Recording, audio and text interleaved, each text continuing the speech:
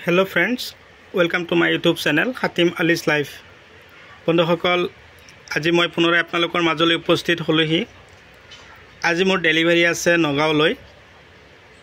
তো নগাঁওলৈ মই আজি অলৰেডি 3টা বটল পঠিয়াই আছো। এটো হল ইনসেক্টিসাইড। এটা কথা হল এই বটল 3টা যে পঠিয়াই দিম আপোনালোকৰ যিকোনো খেতিত আপোনালোকে স্প্ৰে কৰিব পাৰিব, যাৰ নাম হল দাহাত। এই ঔষধৰ ফলত গছত থকা যেনেকুৱা ধৰণৰ বেমাৰ নাথাকক, খেতি বাতি আমি কৰি থাকো, কিন্তু খেতিত হঠাৎকে তাৰমানে যেটো আমাৰ ৰ'দৰ যেটো পোহৰ বা তাপমাত্ৰা, ৰ'দৰ যেটো তাপমাত্ৰা দিনক দিনে কিন্তু বৃদ্ধি পাই আছে, তাৰ ফলতো গছত কিন্তু পোকৰ আক্ৰমণ বাঢ়ি গৈ আছে আৰু গছৰ ফলনবিলাকো হালধীয়া হৈ গৈ আছে। তাৰ কাৰণে আপোনালোকে কি কৰিব লাগিব, এই মই একোৱা ঔষধটো আপোনালোকে যদি আপোনালোকৰ খেতিত দিব পাৰে, এটো নাম হল দাহাত। এটো আপোনালোকে পাৰ টেংকিত 25 ml কৈ, ইয়াত টোটাল 100 ml ঔষধ আছে। পাৰ টেংকিত 25 ml কৈ আপোনালোকে ভৰাই পানীৰ লগত মিক্স কৰি ধুনীয়াকৈ আপোনালোকৰ গছত স্প্ৰে কৰিব। প্ৰথমতে আপোনালোকৰ খেতিত উৰণীয়া পোকবিলাক নাশ হ'ব।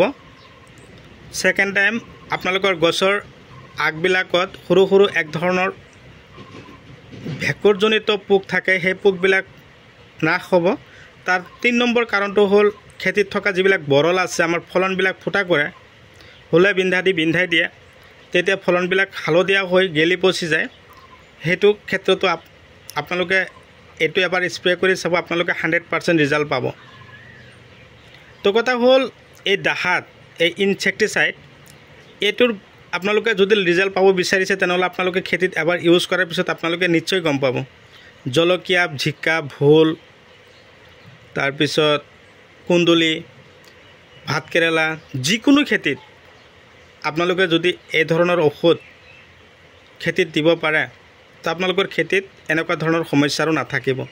1 নম্বৰ হল কি, পাতবিলাক যে ফুলি যায় আৰু পাতবিলাক কেঁচুৰি দিয়ে বা কেঁকুৰি যায়, এইটো কিন্তু ঔষধ সেই খেতিৰ বাবে বৰ উপযোগী। যদি আপোনালোকে এবাৰ স্প্ৰে কৰে নহয়, পাতবিলাক পুৰা চিকচিকি হ'ব আৰু ক্লিন হৈ যাব আৰু গছৰ ফলনবিলাকো নষ্ট নকৰিব পোকে। তো বন্ধুসকল, আপোনালোকে যদি মোৰ চেনেলৰ এতিয়াও নতুন ভিউয়াৰ্স হিচাপে আছে তেনেহলে মোৰ চেনেলটো সাবস্ক্ৰাইব কৰি দিব। আৰু ক'বলৈ পাহৰিলোঁ মানে কি হ'ল, আজিৰ এই ডেলিভাৰীটো যাব নগাঁও কমল ডেকা দাদালৈ। তো দাদা, যদি আপুনি মোৰ ভিডিঅ'টো চাইছে তেনেহলে আপোনাক মই অশেষ ধন্যবাদ জ্ঞাপন কৰিছোঁ। এই কাৰ্টনত মই ভৰাই কিনে এতিয়া মই ধুনীয়াকৈ পেক কৰি আছোঁ।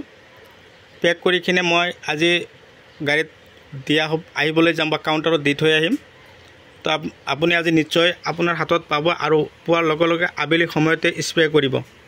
মোটামুটি 3টা বা 4টা মান বজাত আপোনালোকে ধুনীয়াকৈ স্প্ৰে কৰিব। স্প্ৰে কৰাৰ পিছত আপোনালোকে 3 দিন পিছতে আপোনালোকে ধুনীয়াকৈ ৰিজাল্ট পাই যাব। তো মই যিখিনি কথা কৈছোঁ আপোনালোকে আজিৰ এই ভিডিঅ'ৰ মাজেদি আপোনালোকৰ খেতিত যাতে কোনো ধৰণৰ বেমাৰ নাথাকে তাৰ আশাৰে আজিৰ ভিডিঅ' মই এইখিনিত অন্ত পেলাইছোঁ। পৰৱৰ্তী ভিডিঅ'ত লগ পাম। ধন্যবাদ।